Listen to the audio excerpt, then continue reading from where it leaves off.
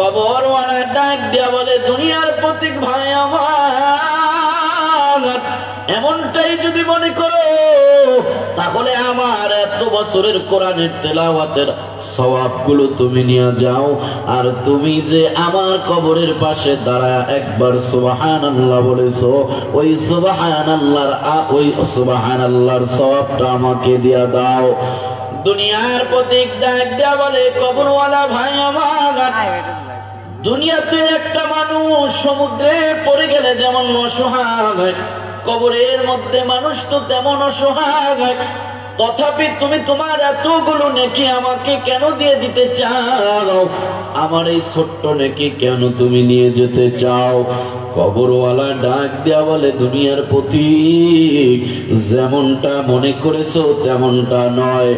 যদিও আমি কবরে বসে বসে বহু বছর পর্যন্ত কোরআনের তেলাওয়াত করেছি, এত বছর কোরআনের তেলাওয়াতের বিনিময়ে আল্লাহ পাক আমাকে একটা নেকিও দেয় নাই, বরঞ্চ তুমি যে আমার কবর পারে দাঁড়াইয়া জীবিত থাকা অবস্থায় দুনিয়াতে বসে একবার সুবহানাল্লাহর আওয়াজ দিয়েছো, একবার সুবহানাল্লাহর আওয়াজের কারণে আল্লাহ পাক তোমার আমলনামায় আসমান আর জমিনের মাঝখানে যত ফাঁকা জায়গা আছে এই সম পরিমাণ নেক আমল দিয়া তোমার আমলনামা ভরপুর করে দিয়েছে। তাহলে সুবহানাল্লাহ বলার সময় মরার আগে না পরে? আলহামদুলিল্লাহ বলার সময় মরার আগে না পরে? ইবাদত করার সময় মরার আগে না পড়ে? নামাজ আমরা কবে পড়বো মরার আগে না পড়ে? জিকির আমরা কবে করবো মরার আগে না পড়ে? বিড়ি আমরা কবে খাবো মরার আগে না পড়ে?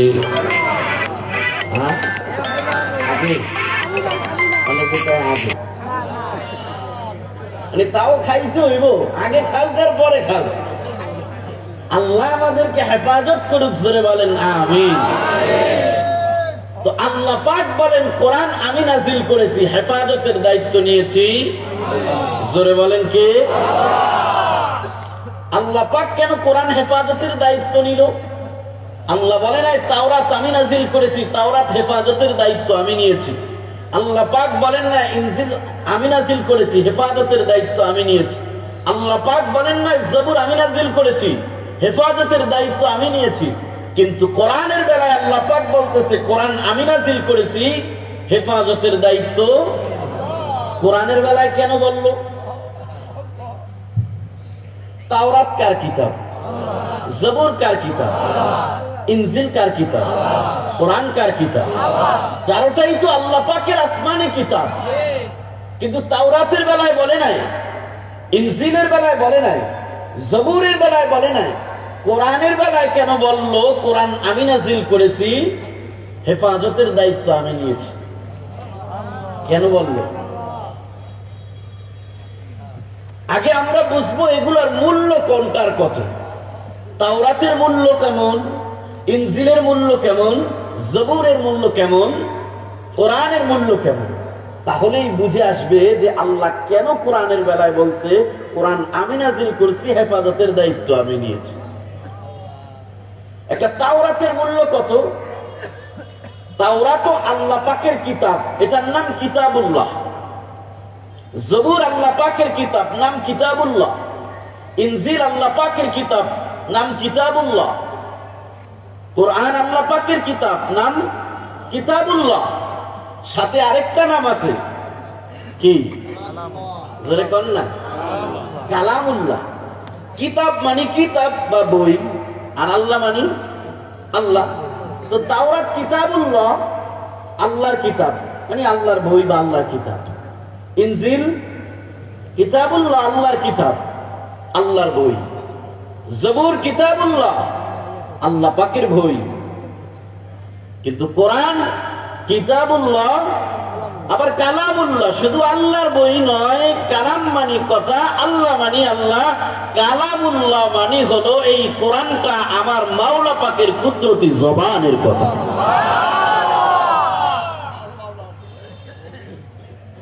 তাওরাত, জবুর, ইনজিল এগুলোকে আল্লাহ পাক নাজিল করেছেন কেমনে? নবীদের দিমাগের মধ্যে আল্লাহ পাক এলকা করেছেন, ঢেলে দিয়েছেন। নবীরা তাদের জবান থেকে, তাদের শব্দে, তাদের লফজে মানুষকে শুনাইছেন। সেটা তাওরাত হয়ে গেছে, সেটা জাবুর হয়ে গেছে, সেটা ইনজিল হয়ে গেছে। অর্থাৎ তাওরাতের মধ্যে যা আছে অর্থ এবং মফহুম এটা হলো আল্লাহ পাকের, কিন্তু শব্দ হলো নবীদের জবানে। শব্দ কাদের? যেমন ধরেন হাদিস, হাদিসে যা কিছু আছে হাদিসটা শব্দ হলো আমার নবীর জবানে, কিন্তু ইশারা কার? আল্লাহ পাকের। আল্লাহ পাক ইশারা করেছে, জিবরাইলের মাধ্যমে জানিয়েছে, রসুল তখন তার জবানে বলেছে। অর্থাৎ অর্থটা আল্লাহ পাকের, মফহুমটা আল্লাহ পাকের, আর শব্দটা হলো নবীর জবানের।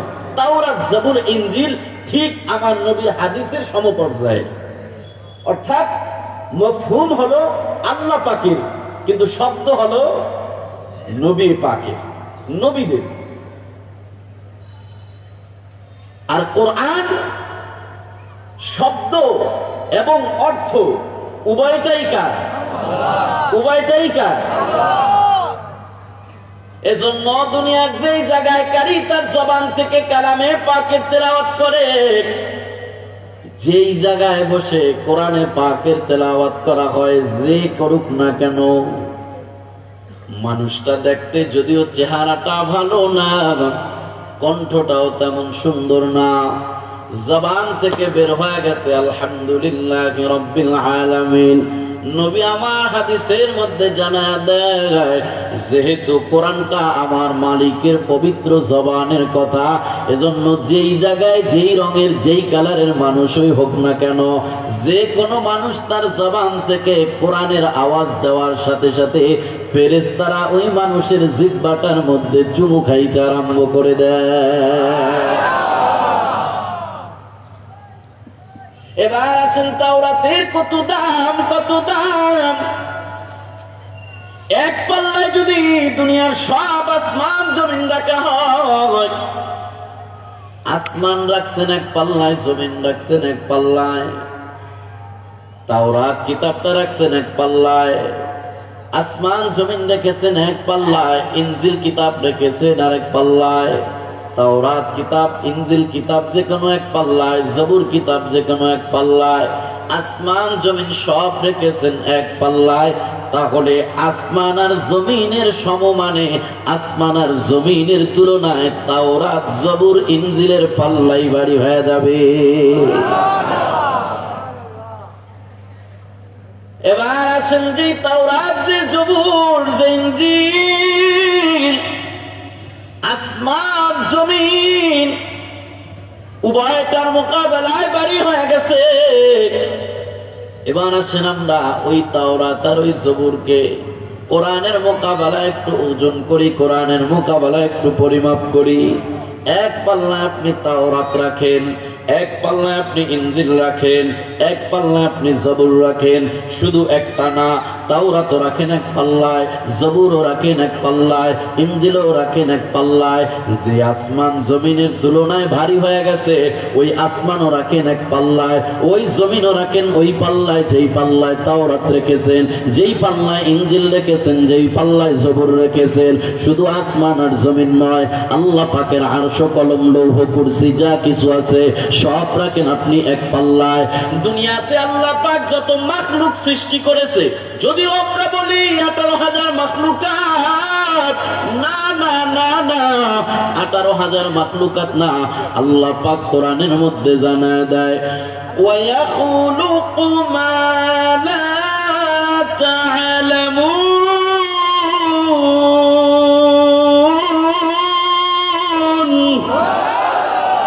এত পরিমাণ মাখলুক আমি আল্লাহ সৃষ্টি করেছি, যে মাখলুকের সংখ্যা তোমরা কেউ জানো না। দুনিয়ার কোন মাখলুক জানে না আমি আল্লাহ কি পরিমাণ মাখলুক সৃষ্টি করেছি। তবে 18,000 আলম বা জগৎ আরো 85,000 আরো মতামত আছে।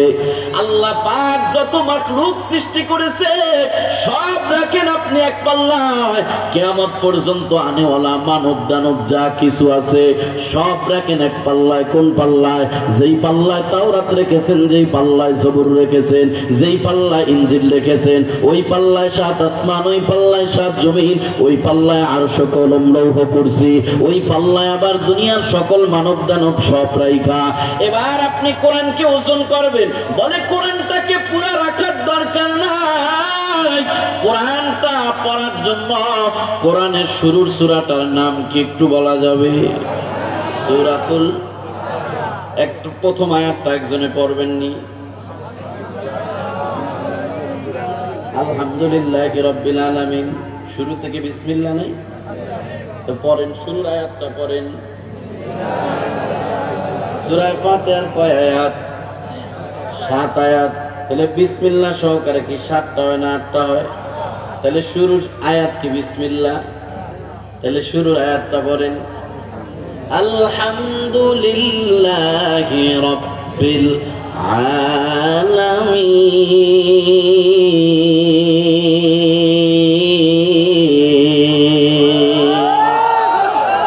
শুরুর আয়াত আলহামদুলিল্লাহ, তবে শুরুতে কিন্তু বিসমিল্লাহ লেখা আছে। ওই যে ছাত্ররা বোর্ডের মধ্যে বিসমিল্লাহ লেখছে, তাহলে বিসমিল্লাহটা কি ফাতিহার আয়াত না? আবার সূরাতুল বাকারা পড়তে গেলে সেখানেও দেই বিসমিল্লাহ, ইখলাস পড়ি তাতেও বিসমিল্লাহ, সব সূরার শুরুতে বিসমিল্লাহ। তার মানে বিসমিল্লাহটা সূরার আয়াত না। তবে কোরআনের কারিমের তেলাওয়াত করতে গেলে বিসমিল্লাহ লাগে। নামাজ পড়তে যেমন হুজুর প্রয়োজন হয়, তেলাওয়াত করলে তেমন বিসমিল্লাহর প্রয়োজন হয়। ওই বিসমিল্লাহটা কোরআনের আয়াত না। যেই পাল্লা 7 আসমান, 7 জমিন, লৌহ, কলম, মানব দানব সব রেখেছেন, ওই পাল্লায় তাওরাত, জবুর, ইনজিল সব রেখেছেন।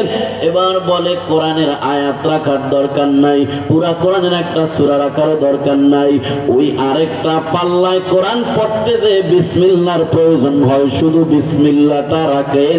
নবী আমার জানায় দেয় লৌহ, কলম, আরশ, কুরসি, মানব দানব, তাওরাত, জবুর, ইনজিল সব কিছুর বিনিময়ে কোরআনের সূরা পড়ার জন্য যে বিসমিল্লাহ লাগে, ওই বিসমিল্লাহটা অপর পাল্লায় রাখা হলে বিসমিল্লাহর পাল্লাই ভারী হয়ে যাবে।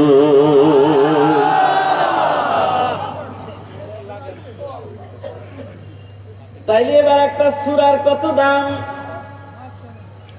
এবার মনে করেন কোরআনের একটা সূরার কত দাম। এবার পুরা কোরআনটার কত দাম? যেই জিনিস দামি ওই জিনিস কিন্তু হেফাজত করার প্রয়োজন হয়। বাজারের মধ্যে দেখবেন কাঁচা বাজার যারা বিক্রি করে, পটল তরকারি যারা বিক্রি করে, একটা তেরপাল দিয়া পেঁচায়া তারপরে রশি দিয়া বাইন্দা তুইয়া বাড়িতে চলে যায়, টেনশন নাই, নাকটাই না ঘুমায়। স্বর্ণের দোকানের মধ্যে দেখবেন লকারের পরে লকার, তালার পরে তালা, এরপরে আবার বড় করে একটা কেসি গেট, ওই কেসি গেটের মধ্যে আবার 4টা 5টা তালা আছে না নাই? কেন এতগুলো তালা মারা হলো? অথচ পটল, আলু, তরকারি সবগুলারে তেরপাল দিয়া পেঁচায় থুয়া গেছে। কয় পটল, আলু, তরকারি যা কিছু আছে এগুলোর মোকাবেলায় স্বর্ণের অনেক দাম। দামি জিনিসটাকে হেফাজত করার প্রয়োজন হয়। আল্লাহ বলে যেহেতু সমস্ত তাওরাত, জবুর, ইনজিল, কোরআন, আসমান জমিন সব কিছুর চাইতে আমার কোরআনটা দামি, এজন্য এই কোরআন আমি নাজিল করেছি। আর দামি হওয়ার কারণে কোরআনের ব্যাপারেই আমি বলেছি ইন্না নাহনু নাযালনা যিকরা ওয়া ইন্না লাহু লাহাফিযুন।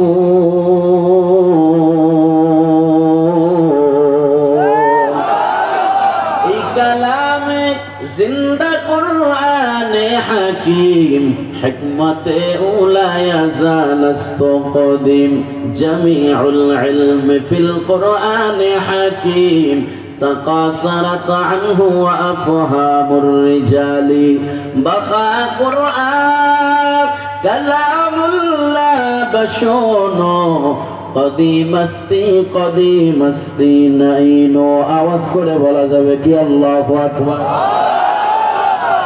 আর জোরে বলেন না আল্লাহু আকবার। এতগুলো মানুষ আল্লাহু আকবার বললে স্টেজে আমরা যে কয়েকজন আছি সবাই সহ কিন্তু একটা কাঁপুনি মারার কথা ছিল, ঠিক না বেঠি? কিন্তু আল্লাহু আকবারের আওয়াজ নাই। মুসলমান মাঠে ময়দানে আল্লাহু আকবারের আওয়াজ দেয় না, বিড়ালের ভূমিকা পালন করতেছে। এই জন্য কাফের মুশরিক বেঈমান নাস্তিকেরা বাঘের ভূমিকা পালন করতেছে, ঠিক কিনা? আওয়াজ করে যতদিন পর্যন্ত আওয়াজ না দিবেন, ঘরে বসে থাকবেন, ততদিন আপনাদেরকে গোলামের ভূমিকাই পালন করতে হবে, গোলাম হয়ে থাকতে হবে। যেদিন নারায়ে তাকবীর আল্লাহু আকবারের স্লোগান দিবেন, এই বাংলার জমিন থেকে, ওলিয়া উলিয়ার জমিন থেকে মুষ্টিময় কয়েকটা নাস্তিক মোরতাদ লেজ গুটিয়ে পালাবার সবাইটাও পাবে না, ঠিক কিনা? আওয়াজ করে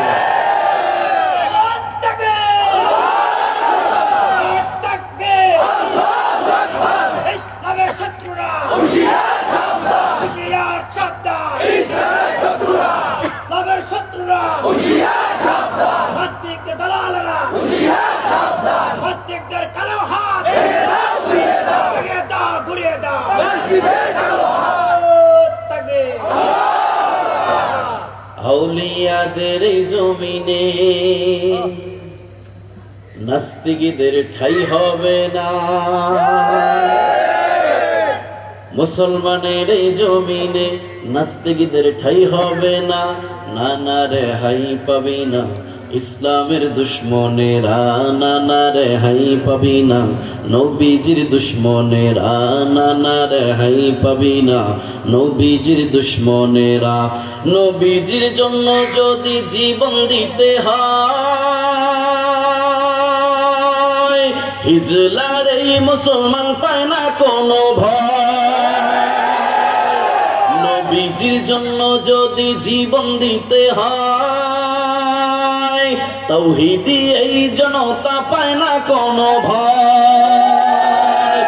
আমাদের এই আন্দোলন ঠেকানো না যাবে না, নানা রেহাই পাবি না নবীজির দুশ্মনেরা, নানা রেহাই পাবি না ইসলামের দুশ্মনেরা, নানা রেহাই পাবি না আলেম ওলামার দুশ্মনেরা।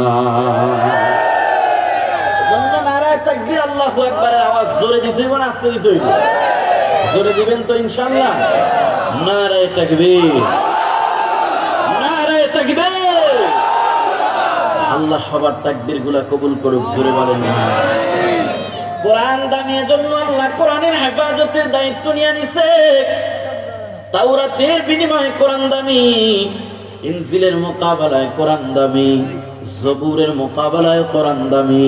এজন্য আল্লাহ কোরআনের ব্যাপারে বলেছেন, এই কোরআন আমি নাজিল করেছি, এই কোরআন হেফাজতের দায়িত্ব আমি আল্লাহ নিয়ে নিলাম। এবার আল্লাহ বলেন কোরআন হেফাজতের দায়িত্ব কেমনে নিব? হাকিমুল উম্মাত কারি তয়্যব সাহেব রাহমাতুল্লাহি আলাইহি তার কিতাবের মধ্যে বলেন আল্লাহ পাক অনেকগুলো পদ্ধতিতে কোরআন হেফাজত করবে। এর মধ্যে 4টা পদ্ধতি আমি সংক্ষেপে আপনাদেরকে বলি, তারপরে আপনাদের কাছ থেকে বিদায় নেব।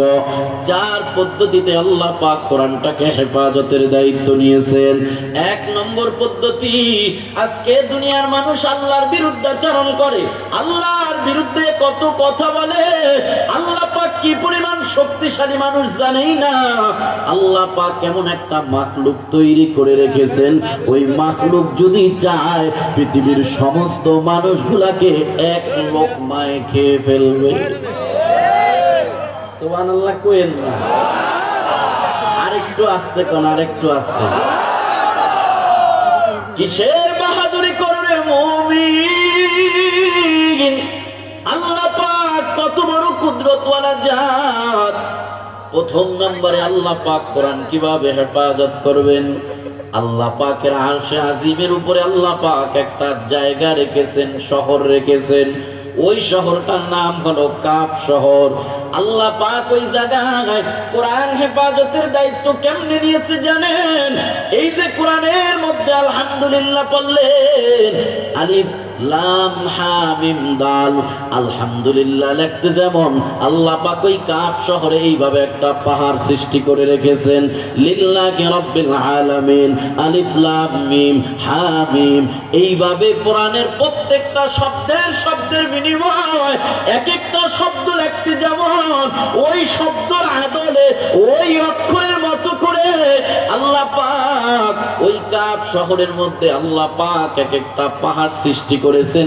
ঠিক আলহামদুলিল্লাহ লিখতে যেমন কাফ শহরে আল্লাহ পাক এমন একটা পাহাড় সৃষ্টি করেছে, লিল্লাহি লিখতে যেমন আল্লাহ পাক এই লিল্লাহির আদলে একটা পাহাড় সৃষ্টি করেছেন। এইভাবে কোরআনের শুরু থেকে নিয়ে শেষ পর্যন্ত যতগুলো শব্দ আছে প্রত্যেকটা শব্দের আদলে আদলে এক একটা পাহাড় সৃষ্টি করে আল্লাহ পাক কোরআন হেফাজতের দায়িত্ব নিয়ে নিছে। 2 নম্বর, আল্লাহ পাক কোরআন হেফাজতের দায়িত্ব কেমনে নিয়েছে? কোরআন হেফাজতের 2 নম্বর মাধ্যম আল্লাহ বানাইছে। আল্লাহ বলেন লৌহে মাহফুজ নামে আল্লাহ পাক একটা তক্তা বানাইছে, বোর্ড বানাইছে। ওই বোর্ডের মধ্যে আল্লাহ পাক কোরআনটারে সম্পূর্ণ কোরআন লেখা হেফাজতের মাধ্যম বানায় দিছে। আল্লাহ পাক জানা দেয় বাল হুয়া কুরআনুম মাজিদুন ফি লাওহিন মাহফুজ।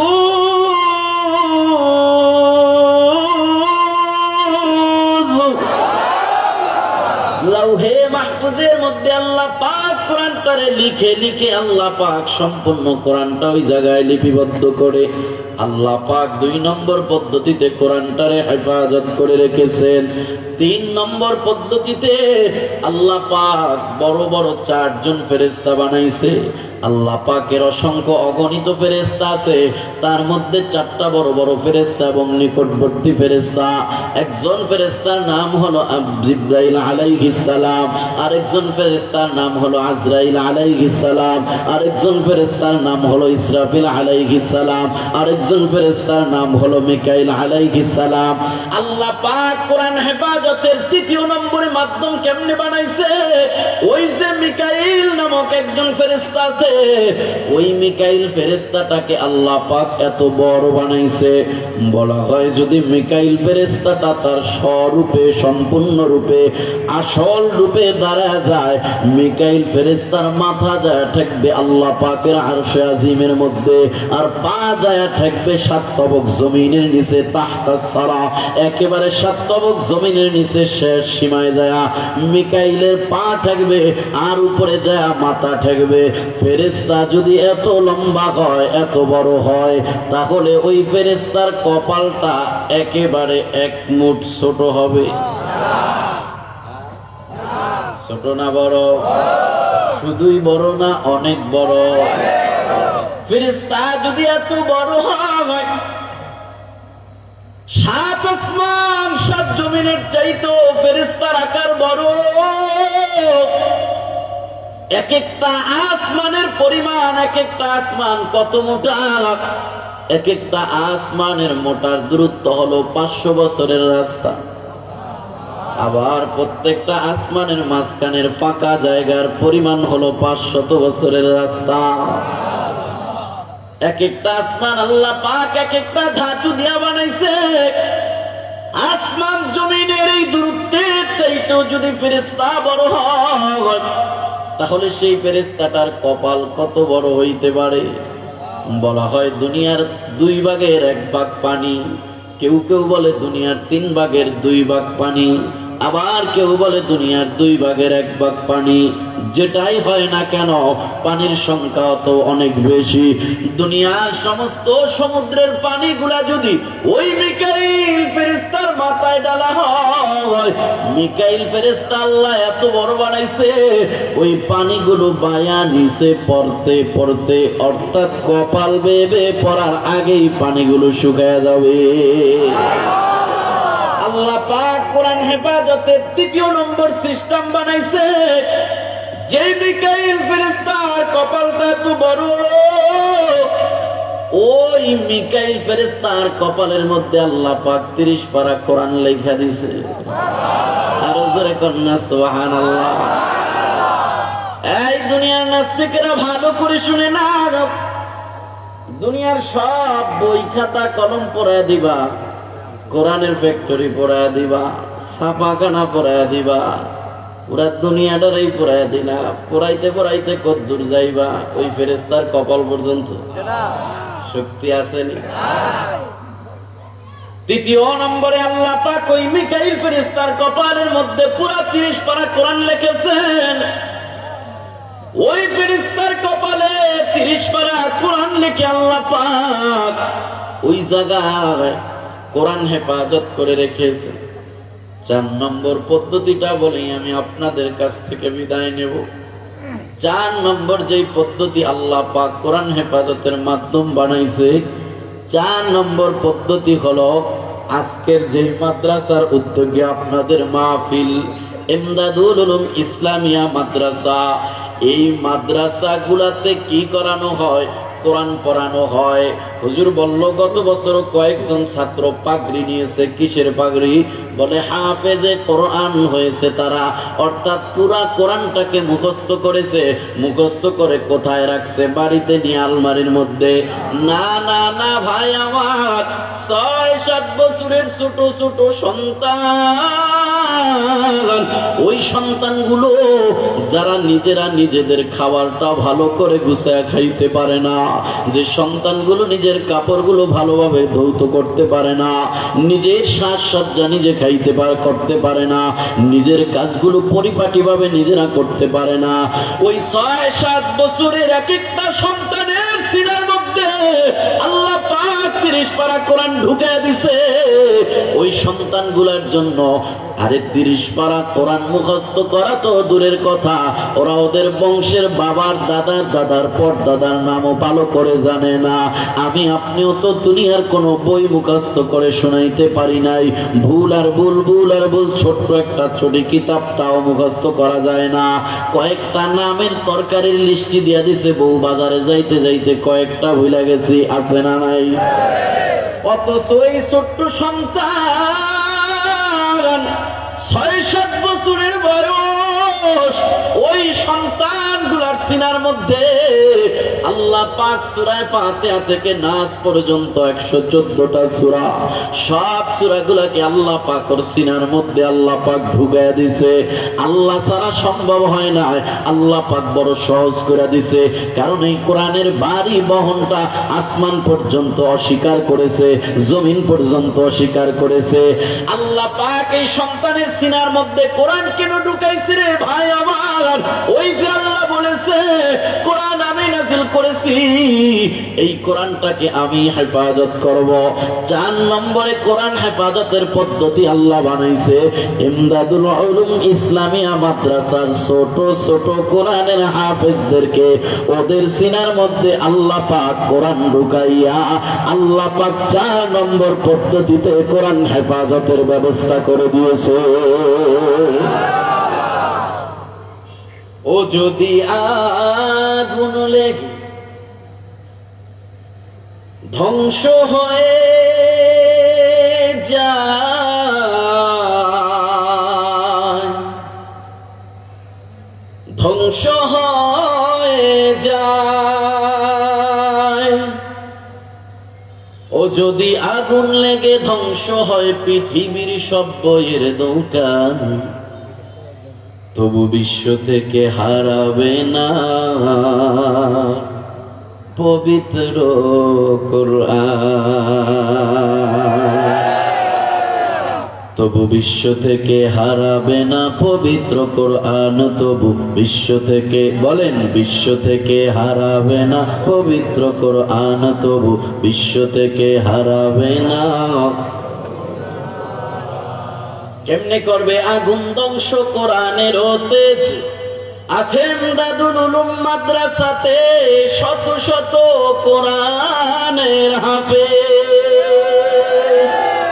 ও তারা সাফাইয়া আসমানি গ্রন্থ বাঁচাবে কোরআনের মান, তবু বিশ্ব থেকে হারাবে না পবিত্র কোরআন, তবু বিশ্ব থেকে হারাবে না পবিত্র কোরআন, তবু বিশ্ব থেকে হারাবে না। পবিত্র কোরআন। ওই নর্থ সাউথ ইউনিভার্সিটিতে আমার কোরআনকে অবমাননা করার জন্য কোরআনকে ওরা পায়ের নিচে রেখে কোরআনকে পদদলিত করেছে।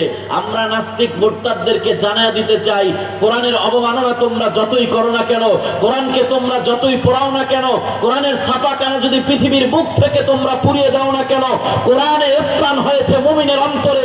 মুমিনের অন্তরে মুমিন যতদিন থাকবে, মুমিনের অন্তরে কোরআন থাকবে। ওখান থেকে তোমরা কোরআনকে বের করতে পারবা না। ঠিক কিনা আওয়াজ করে। কোরআনের হাফেজের মধ্যে আল্লাহ পাক কোরআনটারে ঢুকাইয়া কোরআন হেফাজত করার মতো আল্লাহ ব্যবস্থা করে দিয়েছে। তার মানে কোরআনের হাফেজ থাকবে যতদিন, কোরআন দুনিয়াতে টিকে থাকবে ততদিন। এবার আরেকটু যদি ভিতরে যাবে, এই কোরআনের হাফেজ তৈরি হয় কোত্থেকে? ইমদাদুল উলুম ইসলামিয়া মাদ্রাসা থেকে, দারুল উলুম মুঈনুল ইসলাম হাটহাজারী থেকে, অমুক মাদ্রাসা হরিনাথপুর মাদ্রাসা থেকে, দুনিয়ার সমস্ত মাদ্রাসা থেকে কোরআনের হাফেজ তৈরি হয়। তার মানে মাদ্রাসা থাকবে যতদিন, হাফেজ বের হবে ততদিন, আর দুনিয়াতে কোরআন টিকে থাকবে ততদিন। ঠিক কিনা বলে? আল্লাহ পাক কোরআন হেফাজতের এই চতুর্থ মাধ্যম আপনি একটু একবারে বললে বলতে পারেন দুনিয়ার ইমদাদুল উলুম ইসলামিয়া মাদ্রাসা। তার মানে মাদ্রাসা থাকবে যতদিন, দুনিয়াতে কোরআন থাকবে ততদিন। তাহলে আমাদেরকে আল্লাহ পাক জানায় দিল, ইন্না নাহনু নাযালনা যিকরা ওয়া ইন্না লাহু লাহাফিযুন। আমি আল্লাহ কোরআন নাযিল করেছি, আমি আল্লাহ কোরআন হেফাজত করব। অথচ আমরা দেখতে পাই কোরআন হেফাজতের চতুর্থ মাধ্যম মাদ্রাসা। দুনিয়ার কত জায়গায় মানুষ মাদ্রাসা বন্ধ করে দেয়, মাদ্রাসার বিরুদ্ধে ষড়যন্ত্র করে। দুনিয়ার কত জায়গায় মানুষ মাদ্রাসাকে বন্ধ করে দেওয়ার পায়তারা করে, বন্ধ করেও দেয়। তাইলে আল্লাহ তো দেখি তাদেরকে দিয়া, তাদেরকে গজব দিয়া ধ্বংস করে, তারপরে তো কোরআন হেফাজত করে না। কারণ মাদ্রাসা না থাকলে কোরআন থাকবে না। অথচ কত জায়গায় মাদ্রাসা বন্ধ করে দেয়। এই যে মাদ্রাসা বন্ধ করে দেয়, এই মাদ্রাসা যাতে বন্ধ না করতে পারে, এজন্য আল্লাহ পাক দুনিয়াতে এক এক সময় এক একটা জামাত তৈরি করে দিবে। ওই জামাতের মাধ্যমেই আল্লাহ পাক দুনিয়ার মাদ্রাসাগুলোকে হেফাজত করবে। আল্লাহ আসমান থেকে নামে আসবো নাকি? না। তবে দুনিয়ার মানুষের মধ্যে কোরআনের মহাব্বত ঢুকা দিছে, আর দুনিয়ার মানুষ কোরআনের মহাব্বতে দুনিয়ার মাদ্রাসাগুলোরে টিকায়া রাখবে। এজন্য আল্লাহর নবী জানায় দেয়, ইন্নাল্লাহা ইয়ারফাউ বিহাযাল কিতাবি আকওয়ামা ওয়া ইয়াদউ বিহি আখারিন। এই কিতাব এমন কিতাব, এই কোরআন এমন কোরআন, এই কোরআনকে যে সম্মান করবে, এই কোরআনের পক্ষে যে থাকবে, এই কোরআন অনুযায়ী জীবন যে চালাবে, আল্লাহ পাক ওই বান্দার সম্মানটা বাড়ায় দিবে। আবার এই কোরআন কিছু কিছু মানুষকে অপমানিত করবে। কাদেরকে কোরআন অপমানিত করবে? যারা কোরআনের পক্ষে থাকে না, কোরআনের কথা শ্রবণ করতে পারে না, কোরআনের বিরুদ্ধাচরণ করে, কোরআনের মাদ্রাসার বিরুদ্ধাচরণ করে, কোরআনের আলেম ওলামার বিপক্ষ অবস্থান করে। আল্লাহ পাক কোরআনের মাধ্যমেই তাদেরকেই দুনিয়া আখিরাত উভয় জায়গায় লাঞ্ছিত করবে। ও হিজলার মানুষেরা, আমি আপনাদের কাছে জানতে চাই, কোরআন কাউকে সম্মান দান করবে, আবার কাউকে অসম্মান করবে। আপনারা কোন দলে থাকতে চান? সম্মানের দলে থাকতে চান না অসম্মানের দলে থাকতে চান? সম্মানের দলে সবাই থাকতে চান ইনশাআল্লাহ। সম্মানের দলে থাকতে হলে কোরআন অনুযায়ী নিজের জিন্দেগি পরিচালনা করতে হবে। নিজের ব্যক্তিগত জীবন থেকে শুরু করে রাষ্ট্রীয় জীবন পর্যন্ত সব জায়গায় কোরআনকে অনুসরণ করতে হবে, কোরআন অনুযায়ী চলতে হবে, কোরআনের পক্ষে থাকতে হবে, কোরআন অনুযায়ী আমল করতে হবে। তাহলে কোরআন আপনাদেরকে সম্মান দান করবে। কেমন সম্মান দান করবে? কিয়ামতের ময়দানে ঘোষণা হবে, ইন্না লিল্লাহি আহলিনা মিনান নাস। কিয়ামতের ময়দানে একটা ফেরেশতা ঘোষণা করবে, দাঁড়া যাও, দাঁড়া যাও, আল্লাহ পাকের ফ্যামিলির অন্তর্ভুক্ত যারা, দাঁড়া যাও। মানুষরা বলবে, কি বলে? আল্লাহ পাক দুনিয়াতে ঘোষণা করেছে লাম ইয়ালিদ ওয়া লাম ইউলাদ। আল্লাহ কারো থেকে জন্ম নেয় না, আল্লাহ কাউকে জন্ম দেয় নাই। আল্লাহ কারো থেকে জন্ম নেয় না, আবার কাউকে জন্ম দেয় নাই। অথচ ফেরেশতা বলতেছে আল্লাহর পরিবারের লোকেরা এক সাইড হয়ে যাও। আল্লাহ যদি কাউকে জন্ম না দেয়, আল্লাহ যদি কারো থেকে জন্ম না নেয়, তাহলে আল্লাহর পরিবারের লোক আসবে কোত্থেকে? ওই প্রশ্ন দুনিয়াতেই সাহাবা একরাম আগেই করেছে। ইয়া রাসূলুল্লাহ, কারা যারা আল্লাহর পরিবারের অন্তর্ভুক্ত হবে? নবী আমার জানা দেয় হুম আহলুল কুরআনি ওয়া খাসাতুহুম। ওই মানুষগুলা কিয়ামতের ময়দানে যারা আল্লাহর পরিবারের অন্তর্ভুক্ত হবে, তারা আর কেহ না, তারা হলো যারা দুনিয়ার মধ্যে কোরআন অনুযায়ী জীবন চালাইছে, কোরআনের পক্ষ অবলম্বন করছে, কোরআন মহব্বত করেছে, কোরআনের জন্য জান মাল ব্যয় করেছে, তারা হলো কোরআনের পরিবারের অন্তর্ভুক্ত। আর কোরআন আমার আল্লাহর জবানের কথা, এজন্য কিয়ামতের ময়দানে তারা আল্লাহর পরিবারের অন্তর্ভুক্ত হয়ে কতটি নির্দিষ্ট একটা রাস্তা দিয়া, নির্দিষ্ট একটা বিশেষ পথ দিয়ে আল্লাহ পাক তাদেরকে জান্নাতে পৌঁছায় দিব। এজন্য কোরআনওয়ালা এত দাম হয়ে গেছে। যেহেতু কোরআন দামি, এজন্য কোরআন যে তার নিজের ভিতরে ঢুকাবে, একজন হাফেজে কোরআনকে আল্লাহ পাক কি পরিমাণ সম্মান দান করবে। আল্লাহর নবী হাদিসের মধ্যে জানায় দেয় ইন্না ফিল জান্নাতি নাহারান, জান্নাতের মধ্যে একটা নহর হবে। কিসের নহর হবে? আলাইহি মাদিনাতুম মিন মারজান। ওই জায়গায় একটা শহর হবে, ওই জান্নাতের মধ্যে একটা নহর হবে। নহরের মধ্যে একটা শহর হবে, শহরটা হবে মারজান আর ইয়াকুত পাথরের শহর হবে। লাহু সাবউনা আলফা বাব। ওই শহরের মধ্যে ৭০,০০০ গেট থাকবে। সুবহানাল্লাহ বলে। মিন যাহাবিন ওয়া ফিদ্দা। গেটগুলা কি দিয়া তৈরি করবে? আমাদের দেশের মাটির ইটা দিয়া আর বালুর সিমেন্টের মশলা দিয়া। নবী বলেন না না, এই কোরআনের হাফেজরা, কোরআনের হামেলেরা শুনে নাও, ওই গেটগুলা তৈরি হবে ৭০,০০০ ফেরেশতার। ওই গেটগুলা তৈরি হবে স্বর্ণ আর রূপা দ্বারা। স্বর্ণ আর রূপা দ্বারা তৈরি কি তো ৭০,০০০ গেট দিয়া। প্রথম একটা গেট দিয়া কোরআনের হাফেজকে আল্লাহ পাক ঢুকাবে। ওই জায়গায় ৭০,০০০ ফেরেশতা, ৭০,০০০ উপটৌকন নিয়া ৭০,০০০ ফেরেশতা তারে সালাম জানায়া ঢুকাইব। দ্বিতীয় নম্বর গেটের মধ্যে ১,৪০,০০০ ফেরেশতা, ১,৪০,০০০ উপটৌকন, ১,৪০,০০০ বার সালাম দিয়া তারে তৃতীয় গেটের মধ্যে পৌঁছায় দিব। তৃতীয় গেটের মধ্যে নিয়া 2,৮০,০০০ ফেরেশতা, 2,৮০,০০০ উপটৌকন দিয়া 2,৮০,০০০ বার সেলুটার সালাম দিয়া তারে চতুর্থ গেটে পৌঁছায় দিব। এইভাবে পৌঁছতে পঞ্চম, ষষ্ঠ, সপ্তম, 10, 20, 100 করতে করতে ওই ৭০,০০০ শেষ নম্বর গেটের মধ্যে 10 কম ৫০০ কোটি ফেরেশতা, ৫০০ কোটি উপটৌকন আর ৫০০ কোটি বার সেলুটার সালাম জানায়া হাফেজে কোরআনকে ৬,৬৬৬ কম বেশি কোরআনের আয়াত অনুযায়ী আল্লাহ পাক এক একটা ভবন দান করে তারে জান্নাত দিয়ে দিবে। এবার আপনারা আফসোস করতে পারেন, হুজুর আমরা তো হাফেজে কোরআন হওয়ার সময় নাই। ও হুজুর আফসোস, আমরা তো বড় হয়ে গেছি, এখন চাইলেও আর পারবো না, কোরআনের হাফেজ হওয়া সম্ভব না।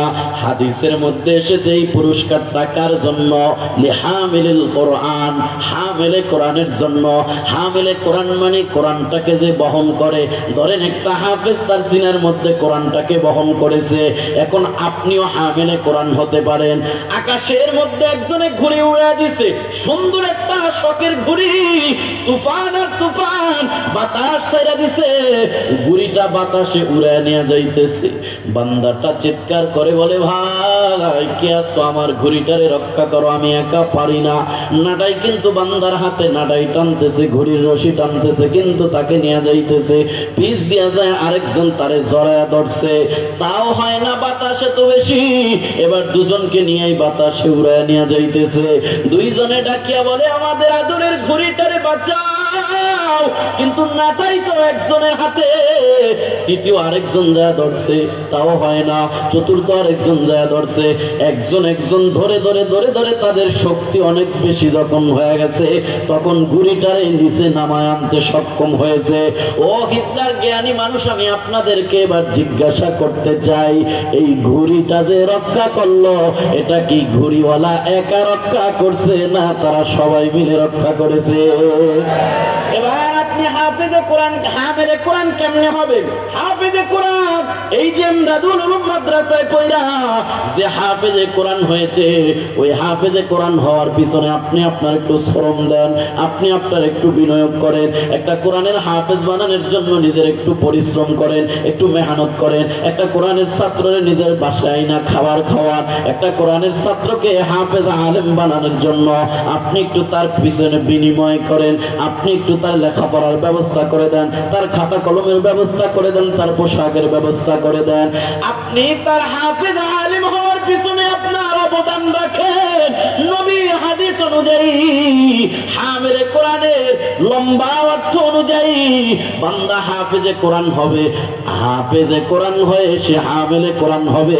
আর আপনি তাকে হাফেজে কোরআন হওয়ার জন্য সহযোগিতা করার কারণে নবীর হাদিসের ভাষ্য অনুযায়ী তাফসীর কারকরা রেখে আপনি যে হাফেজে কোরআন হওয়ার পিছনে মেহনত করেছেন বা তার পিছনে আপনার অবদান রেখেছেন, আপনিও হাদিসের ভাষ্য অনুযায়ী হামেলে কোরআন হয়ে আপনিও হাফেজে কোরআনের সাথে জান্নাতে যাওয়ার সুযোগ পেয়ে যাবেন। ইসলাম মানুষ আমাদের কাছে সুবর্ণ সুযোগ। ইমদাদুল উলুম ইসলামিয়া মাদ্রাসায় প্রতি বছর বছর হাফেজে কোরআন তৈরি হয়। আমরা সবাই মিলে আজকে দেখলাম হুজুর হিসাব দেওয়ার সময় প্রায় অনেকগুলো টাকা ঋণ করে রয়েছে, বাকি পড়ে রয়েছে। এইভাবে যদি ঋণ হয়ে যায়, মাদ্রাসা চালাতে বড় কষ্ট হয়ে যাবে, মাদ্রাসা বন্ধ হয়ে যাবে, হাফেজে কোরআন বের হওয়া বন্ধ হয়ে যাবে। আমরা যদি হাফেজে কোরআন হওয়ার জন্য সহযোগিতা করে সবাই মিলে যদি মাদ্রাসার ঋণগুলোকে আদায় করে দেই, ঋণগুলো আদায় করে দেওয়ার জন্য যদি একটু আমরা সবাই মিলে সহযোগিতা করি, আমরাও হাফেজে কোরআন হয়ে যাব, আমরাও হাফেজে কোরআনের সাথে জান্নাতে যাব। শুধু তাই নয়, একটা হাফেজে কোরআন জীবনে যত তেলাওয়াত করবে, ওর পিছনে যদি আপনার অবদান থাকে, ওর কথা শুনে যত মানুষ ইবাদত করবে, সব মানুষের সওয়াবের একটা অংশ আপনিও পেয়ে যাবেন। আমার যে মাদ্রাসা থেকে জীবনের প্রথম হাতে খড়ি শুরু হয়, ওই মুলাদি চট্টগ্রাম মাদ্রাসায়, ওখানে আমার জীবনের প্রথম হাতে খড়ি শুরু হয়। 2 দিন ব্যাপী মাহফিল হয়। একদিন মাহফিলের প্রধান বক্তার বয়ানটা আমি করে থাকি। সম্ভবত 2-3 বছর আগে একজন বৃদ্ধ মানুষ স্টেজ থেকে নামি আমার জড়ায়া ধরে কান্দা দিছে, ডাক দেয়া কয়, বাজান তুমি কি আমারে চিনছনি? আমি বললাম, কে আপনি, কি আপনার পরিচয়? লোকটা ডাক দেয়া বলে, আগে যখন তুমি এই মাদ্রাসায় পড়েছো ওই সময় ছোট ছিলা, একদিন তুমি পরীক্ষার ফি দিতে পারো নাই। পরীক্ষার ফি আমাদের মাদ্রাসাগুলো সাধারণত বন্ধ হয় শবে বরাতের পরে, শবে বরাতের সময় পরীক্ষার ফি দিতে পারি নাই। হুজুররা একটু চাপ দিছে যে পরীক্ষার ফি আসলে ওর কাছে আছে কিনা, ঘোষণা করে দিছে যারা পরীক্ষার ফি দিতে পারো না তাদের বাড়ি যাওয়া যাবে না। ছোট্ট মানুষ বুঝি নাই, কান্না আরম্ভ করে দিছি। ওই লোকটা যাইতেছিল রাস্তার পাশ দিয়া, বলে, বাবা কান্দো কেন? বলছি, পরীক্ষার ফি দিতে পারি নাই, বাড়ি যাইতে পারবো না। লোকটা পকেট থেকে বাইর করে তৎকালীন সময়ে 45 টাকা পরীক্ষার ফি দিয়া দিছে। ওই লোকটা স্টেজ থেকে নামার পরে জড়ায়া ধরে বলে, আমি সেই মানুষ যে মানুষ তোমার পরীক্ষার ফি দিয়েছি 45 টাকা, নিজের আর ধরে রাখতে পারি নাই, ডাক দিয়া পাছায়া দইরা জড়ায়া ধরে বললাম, বাজার আপনার 45 টাকা আজকে শুধু 45 টাকা পর্যন্ত খেলত নয়, আপনার 45 টাকা কি পরিমাণ বড় হয়েছে জানেন? আপনার দয়া আল্লাহ পাক বাংলাদেশের 64 জেলা ঘুরায় 6 মাস প্রোগ্রাম করি, প্রতিদিন মাহফিল করি। অক্টোবর থেকে শুরু হয়েছে, রমজান পর্যন্ত চলবে। আমার কথায় যদি একটা মানুষও জান্নাতি হইয়া যায়, আমার রেখে জান্নাতে যেতে পারবে না। আমার এই বক্তা হওয়ার পিছনে আপনার 45 টাকা অবদান থাকার কারণে আপনাকেও আমি জান্নাতে নিয়ে যেতে বাধ্য হব। ও হিজলার মানুষ, হাতে ধরে পায়ে ধরে বলবো, আজকেও আপনারা ইমদাদুল উলুম এই মাদ্রাসার হাফেজ আলেম হওয়ার পিছনে আপনি ওইভাবে কিছু অবদান রাখেন। এই অবদানটা হয়তো ওই বান্দার মতো এরকম বড় হয়ে দাঁড়ায় যাবে। এজন্য আমি আপনাদের কাছে আহ্বান করব, এই মাদ্রাসার ঋণগুলো পূরণের জন্য, মাদ্রাসার জরুরতগুলো পূরণের জন্য যেই কোরআন উপরে আমরা আলোচনা করলাম, যেই কোরআন হেফাজতের মাধ্যমে মাদ্রাসা, ওই কোরআনের পারা হলো 30টা। জোরে বলেন কয়টা? এই ময়দানের মধ্যে 30 জন মানুষ আছে না নাই?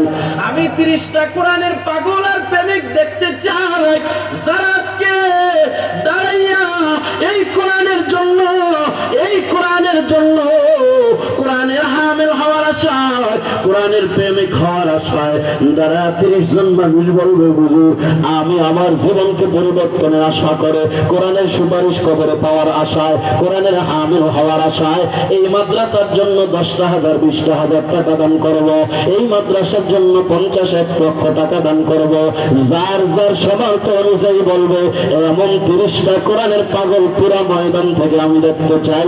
আল্লাহর কোন বান্দা আছেন যারা যান, যেই বান্দা ডাক দিয়া বলবে, হুজুর আমি আমার নিজের জন্য, আমার মা বাবার জন্য 5,000 টাকা দান করব, 10,000 টাকা দান করব, 2,000 টাকা দান করব, 1,000 টাকা দান করব, আপনার সমর্থ অনুযায়ী 500 টাকাও যদি হয়, তাও আপনি দিয়ে আজকে হামেলে কোরআন হয়ে, কোরআনের বন্ধু হয়ে বাড়িতে যাবেন। কোন আল্লাহর বান্দা আছেন যারা যান, হাতটা উঠায় বলবেন, হুজুর আমি 1,000 দিব, হুজুর আমি 2,000 টাকা দিব, হুজুর আমি 3,000 টাকা দিব। এমন মা বাবার নেককার সন্তান কে আছেন? সর্বপ্রথম বলবেন কত? মাশাআল্লাহ, কবির ভাইয়ের একটা সন্তানও কিন্তু হাফেজ এবং ভালো মেধাবী ছাত্র, কিতাব লাইনে পড়তেছে। কি পড়ে এবার? স্বর্গে বেকা মাওলানা হওয়ার কাছাকাছি। নিজের সন্তানের আলেম বানাইছে, হাফেজে কোরআন বানাইছে, এবার নিজে আরো হামেলে কোরআন হওয়ার জন্য 5,000 টাকা মাদ্রাসায় দান করবে। জোরে বলেন মারহাবা। আব্বা আম্মা আছে? রব্বুল আলামিন আমার কবির ভাই আপনার কোরআনের জন্য 5,000 টাকা দান করছে। আল্লাহ, কবির ভাইয়ের বংশের যত মানুষ কবরে আছে, এই দানের উসিলায় এই মুহূর্তে আপনি সবার কবরে আযাব মাফ করে দিবেন। একটা জবানও বন্ধ রাখবেন না, মুহাব্বতে আওয়াজ করে বলেন আমিন। বাণিজ্যের মধ্যে বরকত দিয়া দাও, তার সন্তানের হাফেজে হক্কানি আলেমে রব্বানি যুগ শ্রেষ্ঠ আলেম বানায় দাও। জোরে বলেন আমিন। 2 নম্বরে কে আছেন? কোন আল্লাহর বান্দা আছেন? 5,000 10,000 1,000 500 টাকা আপনার সমর্থ যা আছে, কোন আল্লাহর বান্দা, কোন মায়ের সন্তান, কোন বাবার সন্তান 500 1,000 টাকা দান করব কোরআনের জন্য, কোরআনের হামিল হওয়ার জন্য।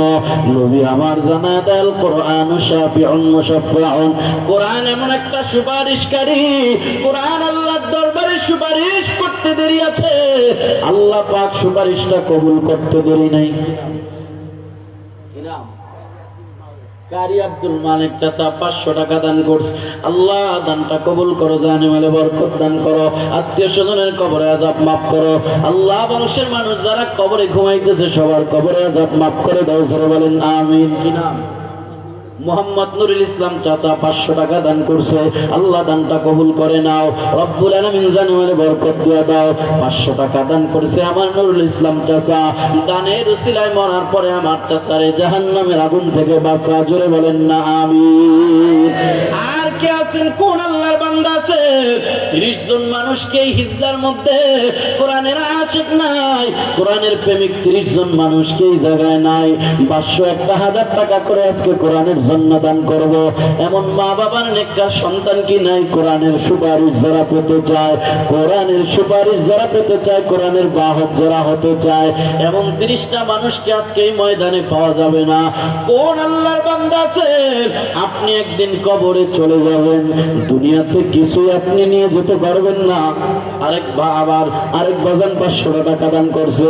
আল্লাহ দানটা কবুল করো, জানে মালে বরকত দান করো, আত্মীয় স্বজনের কবরে আযাব মাফ করো। আরেক ভাই মোহাম্মদ ফিরোজ ব্যাপারী 1,000 টাকা আল্লাহ কবুল করে নাও, জানে মালে বরকত দাও। হারুনুর রশিদ আব্বা আম্মা আছেনি? আল্লাহ আব্বা আম্মা আছে, হায়াতে তৈয়বা সিহাতে কুল্লিয়া বাড়া দাও। 1000 টাকা দান করছে হারুনুর রশিদ, হ্যাঁ 500 টাকা দান করছে আরেক ভাই। আল্লাহ দান কবুল করো, জানে মালে বরকত দান করো, আত্মীয় স্বজনের কবরে আযাব মাফ করো, মনের নেক আশা পূরণ করে দাও। আরেক ভাই 500 টাকা দান করছে। একটা ছোট বাচ্চা 200 টাকা দান করছে, ও চিন্তা করছে বড়রা বইয়া রইছে, আমি দিয়া দেই, আল্লাহ এই বাচ্চাটারে কবুল করে নেন। আরেকজন বাজান 500 টাকা দান করছে, আল্লাহ কবুল করো, জানে মালে বরকত দান করো। ও হিজলার মানুষ, কোরআনের জন্য যারা দান করবে, আবু কালাম ভাই 1000 টাকা দান করছে। আল্লাহ ছেলে মাদ্রাসায় পড়ে, হাফেজে হক্কানি আলেমে রব্বানি হিসাবে কবুল করে নাও, জানে মালে বরকত দিয়া দাও। মন্নান ব্যাপারী 500, আব্দুল করিম ব্যাপারী